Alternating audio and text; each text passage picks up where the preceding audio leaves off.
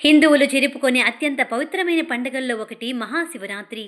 ఆ పవిత్రమైన రోజున భక్తులు ఆలయాలకి పోటెత్తారు. శివలింగానికి అభిషేకాలు చేస్తారు. పరమేశ్వరుని అనుగ్రహం, ఆశీర్వాదాల కోసం పూజలు చేస్తుంటారు. మహాశివరాత్రి రోజు ఉపవాసం, జాగారం ముఖ్యమైనవి. చాలామంది ఉపవాస దీక్షను పాటిస్తారు. కానీ చాలామంది తెలుసో తెలియక కొన్ని పనులు చేసినా వారికి ఈ జన్మలో పెళ్లి కాదని పండితులు చెబుతున్నారు. ఇప్పుడు వాటి గురించి తెలుసుకుందాం. ఉపవాస దీక్ష. మహాశివరాత్రి రోజు ఉపవాసం పాటించే ఆచారం ఎన్నో యుగాల సంప్రదాయం. ఉపవాసం ఉంటూ అబ్బా ఆకలవుతుంది, ఈ రోజు ఎప్పుడు గడుస్తుందా అని ఎదురు చూడకూడదు. లిమిట్గా పాలు పండ్లు తీసుకుంటూ ఇతర ఆలోచనలు రాకుండా దైవచింతనతో గడపాలి. ఓం నమ శివాయ అంటూ పంచాక్షరి మంత్రం జపిస్తూ తపస్సు చేసుకోవాలి. అసహనంగా కోపంగా ఉండకూడదు. బుద్ధిపూర్వకంగా పరమేశ్వరునిపై చిత్తశుద్ధి ఉంచి భక్తితో ధ్యానం చేసుకోవాలి. ఎలాంటి చెడు ఆలోచనలు రానియకూడదు.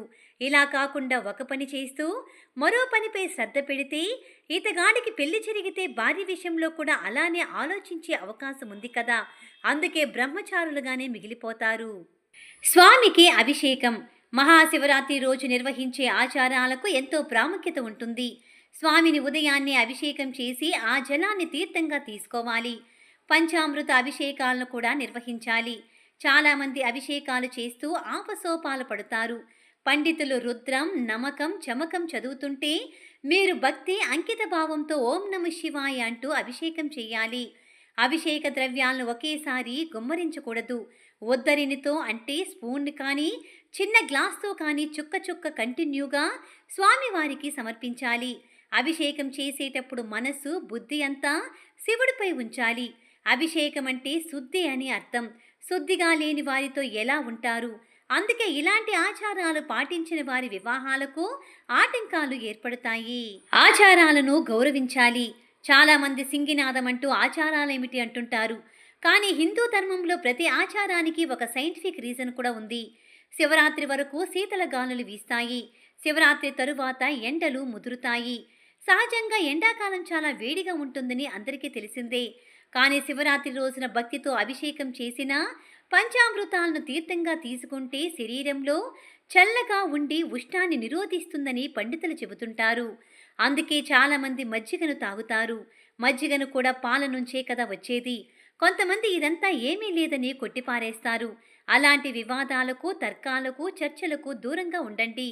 స్వామి దగ్గర పూజ చేసేటప్పుడు తొందరపడవద్దు. ఎందుకంటే ఉపవాసం ఉండాలి, జాగారం చెయ్యాలి, ఆధ్యాత్మిక చింతనతో గడపాలి కదా. ప్రతి మంత్రానికి శక్తి ఉంటుంది. పురాణాల ప్రకారం శివుడి హాలాహలం తీసుకున్న తరువాత మూర్ఛ వచ్చిందని, ఆ తరువాత పరమేశ్వరుని లేపేందుకు దేవతలు, మునులు, ఋషులు కలిసి ఆయన కంఠంపై అభిషేకం చేస్తూ పవిత్ర మంత్రాలను చదివారు. ఆ జలాన్ని మంత్రశక్తితో ధారపోయడం వలన పరమేశ్వరుడికి స్పృహ వచ్చిందని చెబుతుంటారు.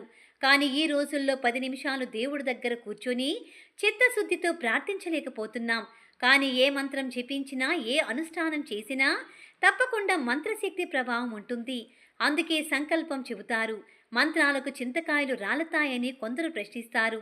కానీ ఇలాంటి మంత్ర ప్రభావం వలనే కదా హాలాహలాన్ని శివుడు తీసుకుని కంఠం దగ్గర ఉంచుకున్నాడు. ఈ విషయాన్ని అందరూ తప్పకుండా గుర్తించాలి. దాన ధర్మాలను నిర్లక్ష్యం చేయడం.